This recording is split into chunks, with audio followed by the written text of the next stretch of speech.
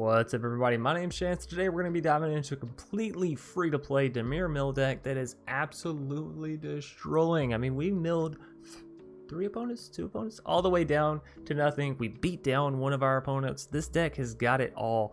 And the most beautiful thing is the first version of the deck that I played didn't have any of this over here, any of the 2 rares or the mythic. However, as I said, with these free-to-play decks, I am going to allow myself 2 to 3 rares and at least 1 mythic. So here's the 2 rares, here's the 1 mythic if you want it. Outside of that, this whole deck is commons and uncommons completely free for everyone to dive in and enjoy. So let's dive in.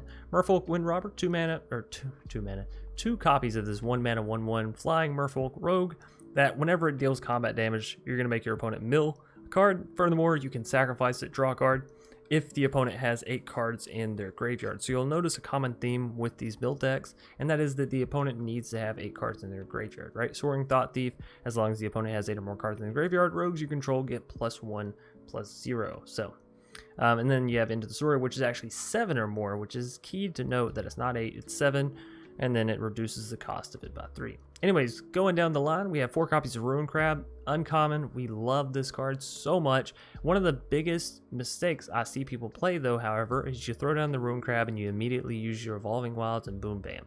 If you don't absolutely need the mana from Evolving Wilds, save it, because you never know where you can just turn around on that very next turn, draw a Ruin Crab, and then, oh, look at that. You could have milled your opponent 3 more cards, which in a lot of cases, you'll find that these mill decks do come down to the wire. They come down to biting your nails and, figuring out math, carrying the one, all that kind of stuff. Bloodchief's Thirst in here is a 2-off for some solid removal versus planeswalkers or creatures. Malakir Rebirth. All right, so you're playing a budget version. You don't have access to Lotus, right? Because we can't just go spinning our rare wild cards all willy-nilly. This is a beautiful, beautiful substitute. 1 mana for this card. You lose 2 life, sure, but it allows you to bring your card back to the battlefield. If it dies, yes, it's tapped. That's fine, because it's all in the place of a land. So if you don't need this effect, you just play down the land. And it's an uncommon, so you don't have to worry about wasting your wild cards, right? 2 copies of Village Rites. This, again, really benefits us if the opponent goes to remove our stuff, or even worse, exile our stuff, right? Then you can use Village Rites, sacrifice it so it doesn't get exiled. You're also going to draw cards, which really helps with Teferi's Tutelage, and just sort of restocking your hand. Frantic Inventory, again, 2 mana instant speed, draw a card, then draw cards equal to the number of cards named Frantic Inventory in your graveyard. We've seen a few of these style of cards, right, with the whole goblins and whatnot. Really enjoy it, and the fact that it's common at instant speed, value is beautiful. Jawari Disruption, another really awesome flippy floppy land. 2 mana for this instant speed, counter target spell unless its controller pays 1.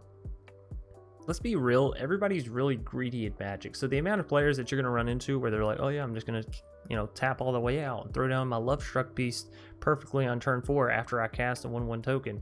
And then boom, you just counter the Love Struck Beast and carry on your way, and all you really lost was land. And I think that's most certainly worth it. Moving us down, we have 2 copies of Heartless Act for some more removal. Drown in the Loch for some more counter magic / removal. Soaring Thought-Thief.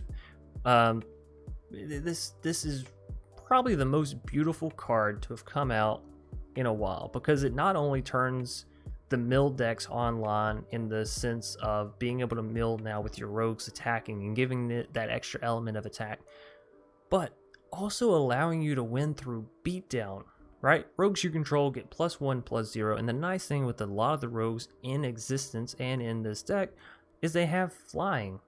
So now we're going to bolster all of our Soaring Thought-Thieves up by +1/+0, all of our Merfolk Windrobbers, and so on and so forth. And if you have 2 Soaring Thought-Thieves down, then all your creatures, all your rogues get +2/+0 and +3/+0, and so on and so forth, right? Moving us along, we have 4 copies of Teferi's Tutelage. This is a deadly, deadly card, I tell you. Put down this 3 mana enchantment. Whenever it enters the battlefield, you get to draw a card, then discard a card. Whenever you draw a card, target opponent mills 2 cards. So every single turn that you draw your first card, you're immediately milling the opponent 2 cards, which is beautiful. Now, couple that with something like Into the Story, where it's 4 mana, draw 4 cards. You're going to be milling them 8 cards. You have 2 Teferi's Tutelages down. Now you're milling them 16 cards, and you're drawing 4 cards. Talk about a huge card advantage. How many times can I say card in 5 minutes? I don't know. Anyways, it's really, really nice. It's really, really busto. And if you don't have all the wild cards to be diving into the Lotus Mill, it's a great way to get rid of your opponent's stuff. It's a great way to play the mill decks without having to dive into spending insane amounts of wild cards. So into the story, we mentioned this before. Spell costs 3 less to cast. If the opponent has 7 or more cards in the graveyard, you get to draw 4 cards, and it's an instant speed, so it's really nice. Essentially, you're paying 4 mana to draw 4 cards, and that is insane value at instant speed. Thieves Guild Enforcer is the rare that I thought would be the most beneficial for this deck, and so I have it here. 2 copies, Thieves Guild. Whenever it enters the battlefield, each opponent is going to mill 2 cards. Whenever any other rogue enters the battlefield, the opponent also is going to mill 2 cards. And if the opponent has 8 or more cards in the graveyard, this card gets +2/+1 and Death Touch. So you have this 1/1 flash creature that allows you to mill more cards from your opponent's graveyard. And if you have 2 of them down, every rogue that enters is going to mill your opponent 4 cards, which is insane because then you turn around and attack, and then Soaring Thought-Thief mills them even more cards, right? The mythic I chose was Brazen because it works as a twofold here. If you don't have the Thieves Guild, then you can lean harder into the rogues and harder into the beatdown with Brazen, right? It's a 3/1 flash flying creature that gives you that sort of tempo-y feel to it. It's also a great mill card because it procs the Soaring, it procs the Thieves Guild Enforcer, right? And again, it allows you to slow your opponent down with tempo, which a lot of time with these mill decks, you're just sort of tempoing your opponent out all game until you can hit them to 0, right? Anyways, if you don't want to play Brazen Borrower because you just absolutely refuse to pay a mythic for that, Agadeem's Awakening is another mythic that is really good and works well in the deck. And I'm sure you can find a few more. I know Lourdes isn't a mythic, but it's a rare, and so maybe that could take the place of Thieves Guild if you don't so much care for the Thieves Guild. Anyways, this was a very fun deck, and we won a ton of matches, and we won it both by milling and by beatdown. So this deck, I gotta say, is certified kick ass. Has my stamp of approval, 2 thumbs up, all the way to the moon. Anyways, thanks everybody for watching. Hope you enjoyed. If you did, please be sure to leave a like down below, comment in the comment section, subscribe if you want to see more content. As always, hit that bell icon so you can get the most out of subscribing, of course. Hop over to twitch.tv/DrSpelk and toss a follow if you want to see us play these decks live. I highly recommend that. And then, of course, in the description of every single video, there's a Discord link. You can click on it, go join up with the world's best Magic community. It's mine. It's the Discord channel down below. Anyways, thanks everybody for watching. Let's hop right into some Magic. I wish I had an island. I would keep this in a heartbeat. I think I'm still gonna keep it. Yeah, if I had an island though, this would be so gravy, right? You go Ruin Crab and then Evolving Wilds, and you're already almost to the 8-card limit you need for the Soarings and into the story. Oh, but it's okay. It's alright. We'll get down Ruin Crab in due time.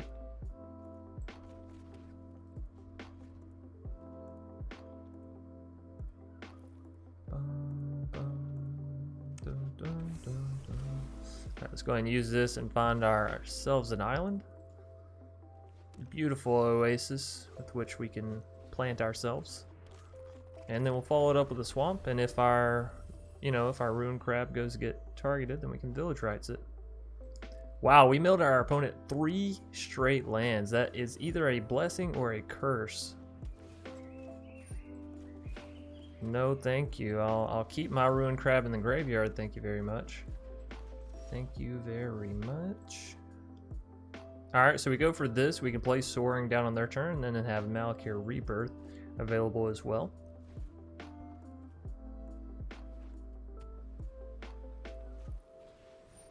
Opponent goes for a Birth of Melitus.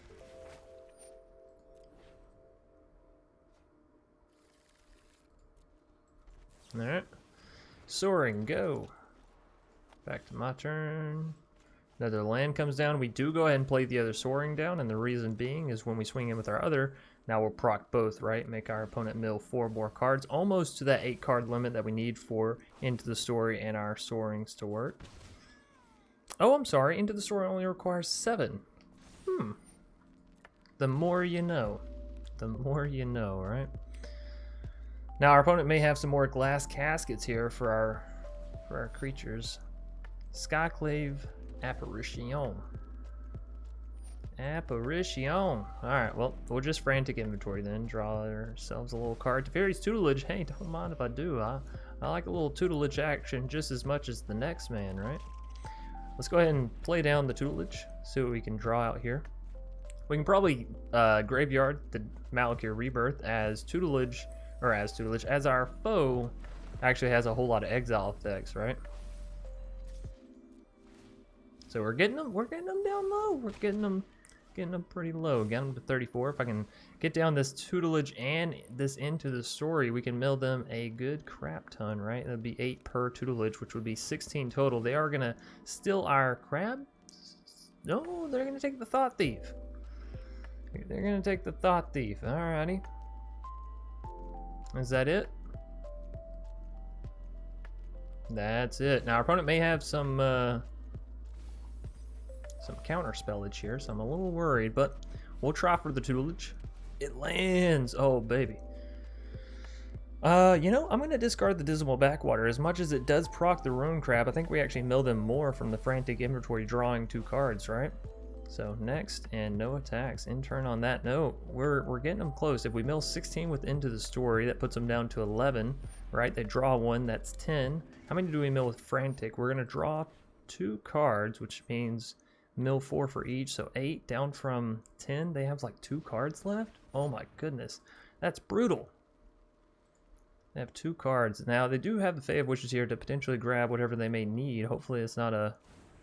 Okay, it's a Heliod's Intervention to destroy our Tutelage, our Tutelage. Block 1 of them. And then Frantic Inventory, I need to find that stuff. Oh, it'd be pretty good if we can find a land here, right? Then we could go Rune Crab, land into the story, and just have them milled out for good. Alright. Drowned in the Loch. Oh no. Oh wait, I forgot about the 2 that we get off the initial card draw from Teferi's Tutelage. So we do have them.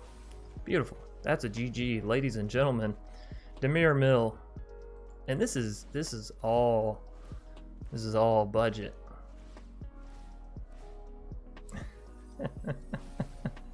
That's just evil. That's just evil. They're actually letting us do it too. I gotta say, I'm very surprised. All right. Well. Nice. Nice. David in Vega gonna be our next foe. We'll make some adjustments after this game because I think I actually went a little harsher on myself with this free-to-play deck than what I did the previous one, right? I think I said I was going to allow myself 1 mythic and then 2 to 3 rares, which I think is very reasonable. So this is a good hand minus the Dismal Backwater, but we'll get it down turn 1 and then we'll go island and we'll have our Soarings up and churning out stuff, hopefully. Opponent, oh, you hate to see the Scry at the top.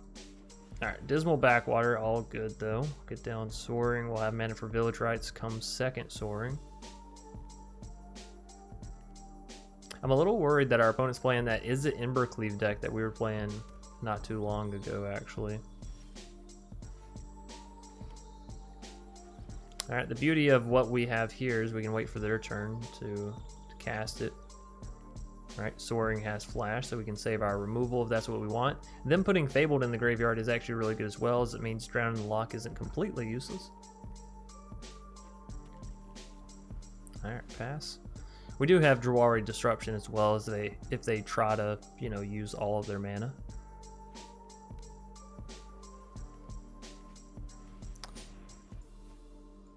That's a counter-worthy card, because that stops our mill dead in its tracks. 1000% dead in its tracks. Don't want them to have a midnight clock. That is our mortal enemy. And it might very well be why they're playing that card, right? There's so much Dimir Mill running around in standard with the rogues and Lourdes and all that. A Tutelage, you're a mill deck. You're a mill deck that's playing to beat other mill decks. I like it. I like it a lot. All right, so we'll see what it mills us here. What do we get milled here? Island and a Heartless Act. All right, well I'm not opposed to those getting milled, if I'm being honest. We are going to go ahead and get down our other Soaring. We will go ahead and get down our Evolving Wilds. We'll swing in, mill them up a good 4. We are winning the mill game right now. Gotta say I'm happy about that. Although their tutelage is going to be a bitch because it hits us every single turn, right? If they can just remove Soaring and keep control of the board in that manner. Oh, you know what this might be actually, now that I'm looking at it. Yeah, I'll bet they have, what's her name? Rael, right? Rael? Right, where she, every time you discard a card, or every time you draw a card, you draw another one? Something like that. Every time you discard a card, you draw a card. I don't remember the exact things with it, but I do like this. I think we need to build an Is It Mill deck. I really enjoy the whole Valakut Awakening. We should hit Resolve All. I don't know why I'm going slow. All right, so we're not winning on the mill train anymore. They are milling us up something fierce. I also don't think we have any enchantment interaction, so we're just sort of sitting ducks, to be completely honest. Haha. I'll draw 2 cards. Let's go ahead and use this. I think we grab blue mana here. Yeah, so what is our best hope then in dealing with our opponents? Well, they only have 1 tutelage. I guess we could just try to stay ahead of the curve, right? That's a dangerous game to play, though.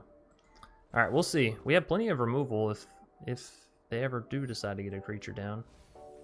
And we also have Drowning Loch, which should be able to counter anything they go to play here. We have 30 cards. They have 37. We are behind. If they go for another Valakut Awakening, I don't know that we can allow that to happen, right? They're looking at my graveyard. What? You see something you like? Too bad. You can't have it. It's not for sale.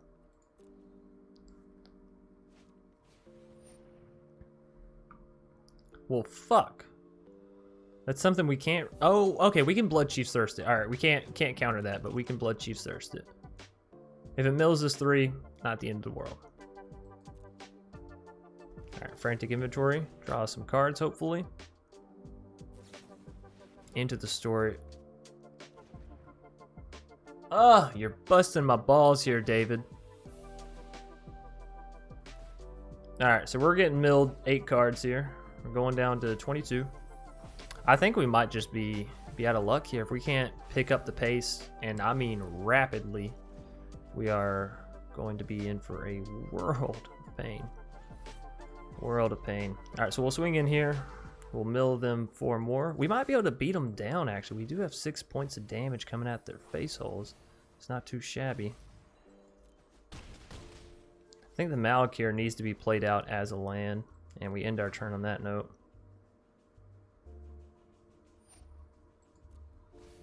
All right, so yikes! Another tutelage. Can't allow that. If at all possible, we have to counter that.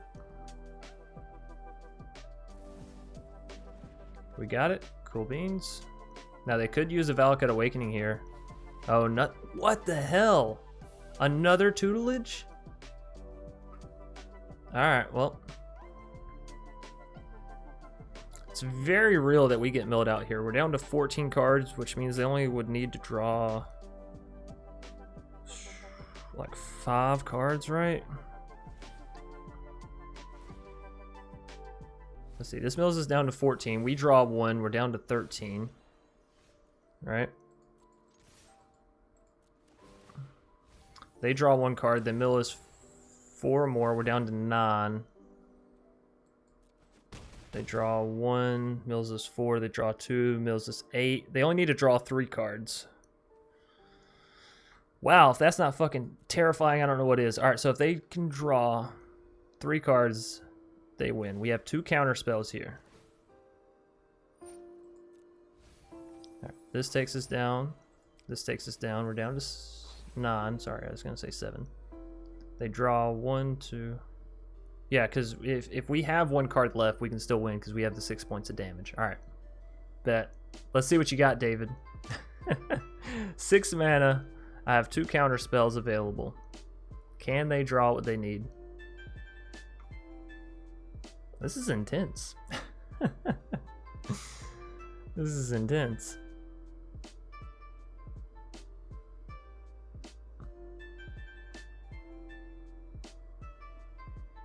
So, Into the Story costs 4, still leave them with 2 mana. Fabled Passage. Okay, that doesn't affect us one way or the other.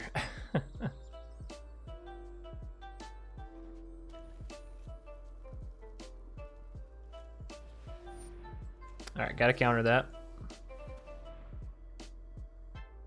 We got another counter spell here, so 3 mana. I think we got him. Yeah! Victory! Oh, and that last sweet little bit. Anyways, Abdiel gonna be our next foe, and I am gonna, or is it Abdiel? You know, like Abdi is their first name, and L is the first letter of their last name. We'll never know. I am gonna go ahead and get down this Merfolk Windrobber. We decided to keep this hand mostly because I have 2 Teferi Tutelages in it, Tutelage, whatever. And you know, if you can get 2 of those down, generally you're off to a great ass start. So we'll see. We shall see. Seriously, just removing the Windrobber. I've always found it funny, people just blasting shit off the bat. You know, it's like, what are you doing? What are you think your 1 removal spell is actually worth probably the weakest creature in my entire library? Right? Just baffles the hell out of me. Absolutely baffles the shit out of me. It's like people have no patience. No patience whatsoever. That's okay. That is okay. We're gonna get down one of the tutelages here, one of the tutelai. Hopefully they don't have more hand hate. If they do, we can rest assured that Into the Story is not gonna make it. But if they don't, we're gonna get down the other Terry. We're gonna get down the other Terry tutelage. Well, you know, shit happens, and it's just the way the cookie crumbles. So this will mill them enough to where we can play an Into the Story, but I really want to get down Ruin Crab, and you know, I'm gonna bank hard on the fact that they don't have a 3rd copy of Agonizing Remorse, right? Because that's just crazy. That's just crazy talk. Surely to God they don't have another copy. Okay. You people, you're not nice to me. I don't like it. Alright, we're actually going to kick it back to their turn. You never know when that Heartless Act is going to be more important than the End of the Story. I highly doubt it, but you never really know, right? And I mean, if they just go for the Love Struck beast here, I don't know, I'll probably still go for the End of the Story. Murderous Rider. Murderous Rider, huh? You want to put a little murder? I'll show you how to murder something. I'll show you something right quick. Alright, so we fizzled their Murderous Rider. Main reason I did this is outside of that Murderous Rider, they only have 3 cards here, which means if I deal with the Murderous Rider, they only have 3 cards there. Oh my god, at the lands. I fucking love it. Ugh. Disgusted with how good that draw was. 3 lands and our first copy of Frantic. Alright, it's okay. It's okay that we didn't draw the Malik here until right after we actually needed it. It's okay that I hit nothing but lands and a Frantic. That just means that in the future, hopefully we won't hit as many, right? We could actually probably cut a few lands out of the deck, given we have the Malik here and the Jawari. Although I'm hearing that some of the letters in Jawari aren't. Seriously, with these fucking lands, bro. Can I get like not flooded? That'd be great, because I have 7 right now and the opponent has 5. I actually have 9. If I'm being completely honest, I have 9. All right, well, just counter Polukranis, because we can't let that big son of a bitch hit the board. That's for sure. So 9 out of our top 21. We almost have a 50% land draw rate. Man, how do I get these spicy ass draws? Well, we have to Frantic here because we're running out of options. A fucking Ruin Crab and more lands. You can't make this shit up, ladies and gents. Can't, even if you tried. Now, we do have the Malik here, which is good. It could save our Ruin Crab here, and we're definitely going to want that thing saved, so... Hallelujah, we have some kind of playables, huh? Yeah, but you don't use the Evolving Wilds in hopes that you hit another Ruin Crab, right? So we can block the Solemn. That's at least 2 damage getting blocked. Then we're only losing 1 per turn. That's manageable. That's very manageable. Hey, another end to the story. I had faith in you all along, game. I had faith in you, trust me. Trust me, trust me. Now, this is a hand we can work with, right? We have Village Rites, we got some counter spellage, we got a Tutelage. I think we wait on the Tutelage, maybe? Well, then again, what else are we going to be playing, right? Like, we still have one more land to play down. So if I play down an island instead of an Evolving Wilds, then I can play the Tutelage and still have mana for Malakir. That sounds really good. And again, I don't want to proc the Evolving Wilds until it's either going to be lethal for our opponent, or, you know, lethal for us onto our opponent. I think I actually do get rid of the island here. But to where it's either going to be lethal from Millage, or we draw into another crab, right? Which really bolsters the Millage. So our opponent's down to 24 cards. They're going to go for the Elspeth's Nightmare. All right, all right. We're going to full control. They're going to select Rune Crab. I think we do Malakir Rebirth here. Submit. Auto pay. We can take it out of full control. We're going to go down to 6 life. It's a little unfortunate. Let's see. Did they go for the Love Struck piece? It does work out in their favor. Yep. All right. Okie dokie. I guess we could have also went for the Village Rites on our crab there and hoped to find some more stuff. That's okay. 6 life. That doesn't scare me one bit. Oh my goodness. Drawing into another Evolving Wilds. Sort of does, though. Kind of sort of does. So if we play Evolving Wilds, tap out both Evolving Wilds. It's 3, 6, 9. We have them down to 13 at that point. All right, so let's go ahead and Frantic Inventory. And we're also going to draw 3 here, which mills them 6. So they have 7 cards left, right? If I have Village Rites, draw 2 more, mills them 4 more. They have 3 cards left. 3 cards. We're 3 cards off. Can we draw in any other manner? I can Brazen, but it only bounces their stuff. 3 cards, 3 cards. How in the hell do we mill them 3 more cards? Right? This and this is 6, puts them to 7. Village puts them to 3. They draw, puts them to 2.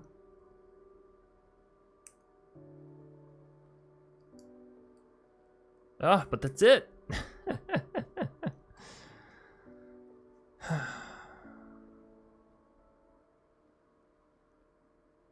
Okay. All right, I think I know what we need to do. Next, no attacks. We bounce this so they don't get a look-see into our hand, right?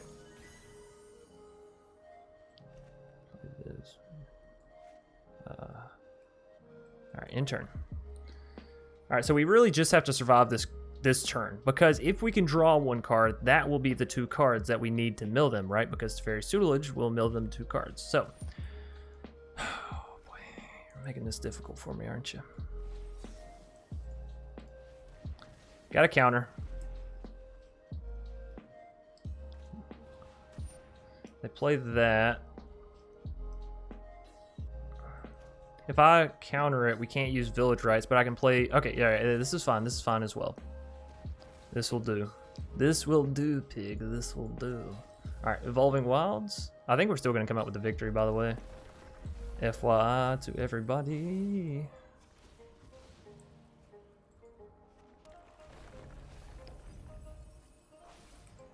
All right. Loch here. We're down to 1 health. Okay. Draw. Mill. Play.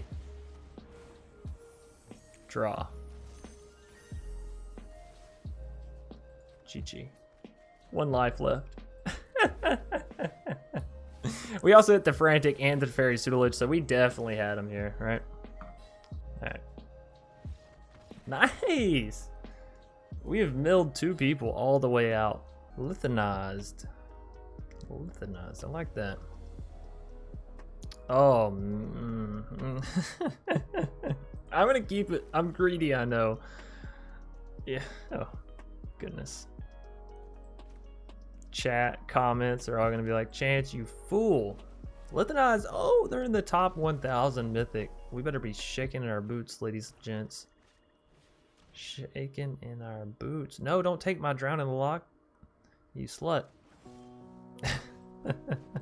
Alright, hey, we got a soaring. It's all good. It's all forgiven. So we're going to build them 3 cards here, which means they will be down to 4 total.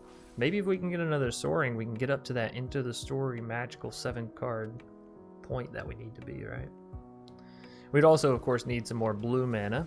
No? He's going to remove it. That's okay.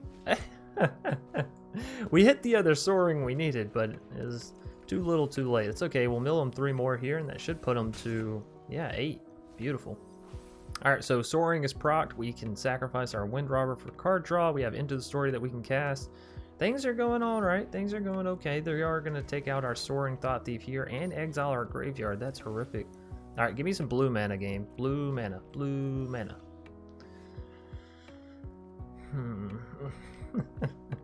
All right. Well, we don't have to worry about it quite yet, right? Oh no, yeah, they're gonna take one of our Into the Stories. That's fine. That's fine.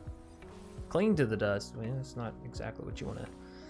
Not exactly what you want to be making your opponent get rid of, but that's fine. If we can get one of these Into the Stories down, restock our hand, we might be back in this. Wow, look at all that colorless mana you got there.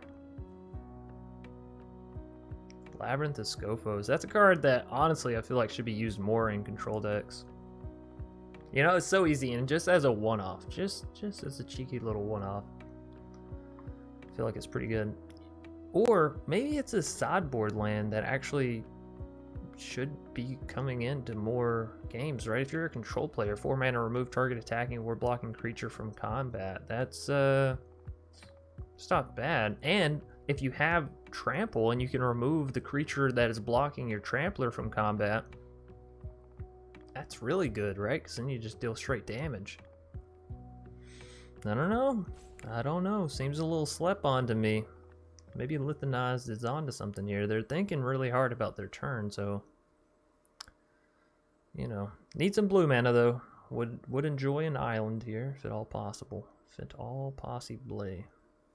Then we can get that Into the Story, draw tons of cards. It'll be great.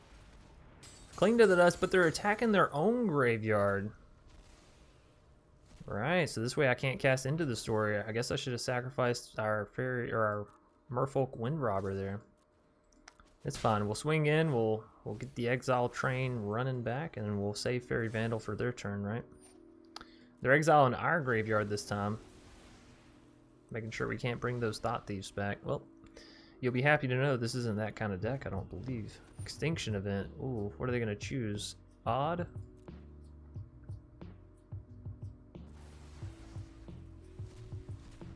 Boy, I do love that card. Alright, Fairy Vandal, go.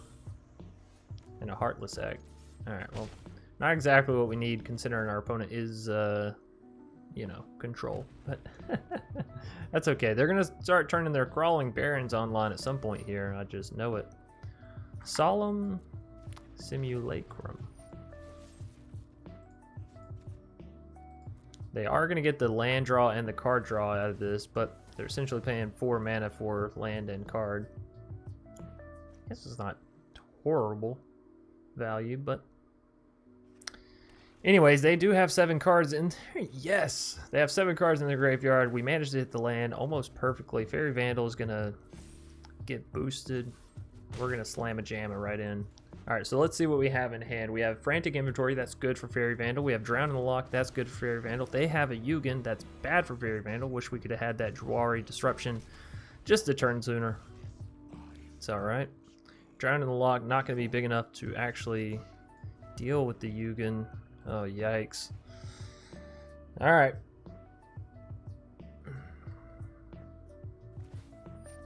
Three damage to face, no biggie, no biggie.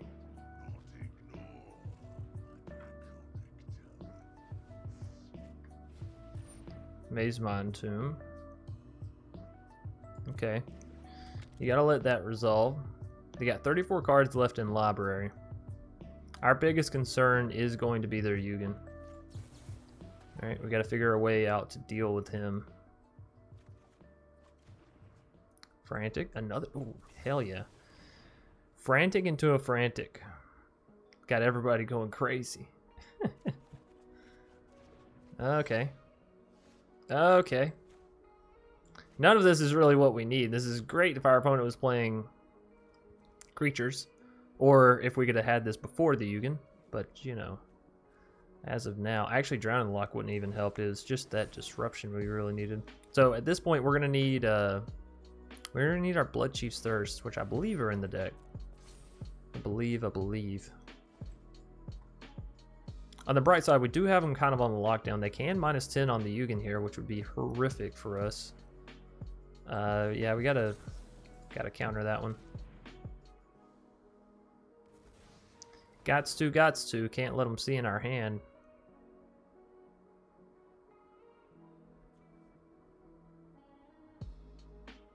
All right, so they're gonna -10 on Ugin here.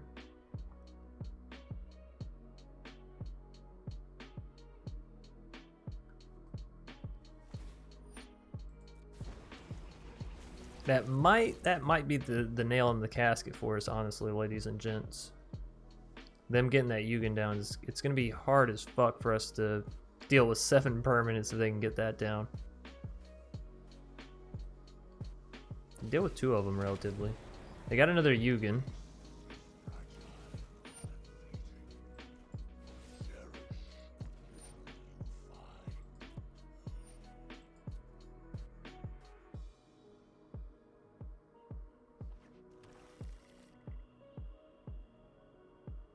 Alright. 3 more damage to face. The reason we're holding back our Drowning the Loch instead of just immediately using Heartless Act is you never know what else they might play here. Nothing. Alright, well. Take out the Solemn. We'll go ahead and proc the Evolving, grab some blue mana here.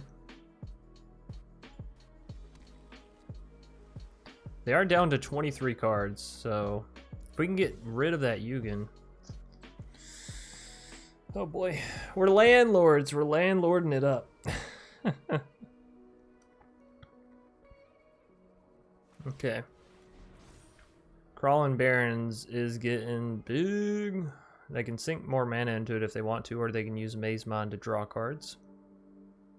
We'll give ourselves one more turn, one more opportunity to find that Bloodchiefs that we ever so direly need. And if we can't find it, I don't think there's much chance of us coming back. They do have a crap ton of land. They got a Ugin that's been pummeling our face. This is actually the second Ugin that's pummeling our face.